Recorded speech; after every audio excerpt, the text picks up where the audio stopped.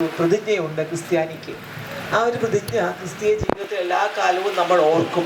അതിനുവേണ്ടി കൂടിയാണ് ഇങ്ങനെ വലിയൊരു ആഘോഷമായി മനുഷ്യർ നമ്മൾ ഈ വിവാഹം നടത്തുന്നത്. ആ വിവാഹത്തിൻ്റെ പരിശുദ്ധി, അതിൻ്റെ സാങ്ക്ടിറ്റി അത് ഓർക്കാൻ വേണ്ടി കൂടിയാണ് വാസ്തവത്തിൽ ഇങ്ങനെയൊക്കെ ഓരോ ആചാരങ്ങൾ നമ്മൾ വെച്ചിട്ടുള്ളത്. അതുകൊണ്ട് ഞാൻ ആതിരയെ സംബന്ധിച്ച് നല്ല ഒരു ദാമ്പത്യ ജീവിതം ആതിരയ്ക്ക് ഉണ്ടാവും.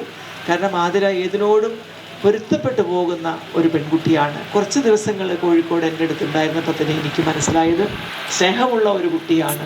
സ്നേഹമുണ്ടെങ്കിൽ ജീവിതത്തിൽ ബുദ്ധിമുട്ടുണ്ടെന്ന് നമുക്ക് തോന്നും, വെറുതെയാണ്. സ്നേഹമുള്ളിടത്ത് എങ്ങനെയെങ്കിലും മുന്നോട്ട് പോകാനുള്ള കരുത്തും അതിൻ്റെ കൂടെ ഉണ്ടാവും. എത്രമേൽ നമ്മളോട് കയർത്ത് വരുന്നവരോടും സ്നേഹത്തോടെ പെരുമാറാൻ നമുക്ക് സാധിച്ചാൽ സംഘർഷങ്ങൾ ഒഴിവാവും. ആതിരയ്ക്ക് സ്നേഹമുള്ള ഒരു വ്യക്തിത്വമുണ്ട്.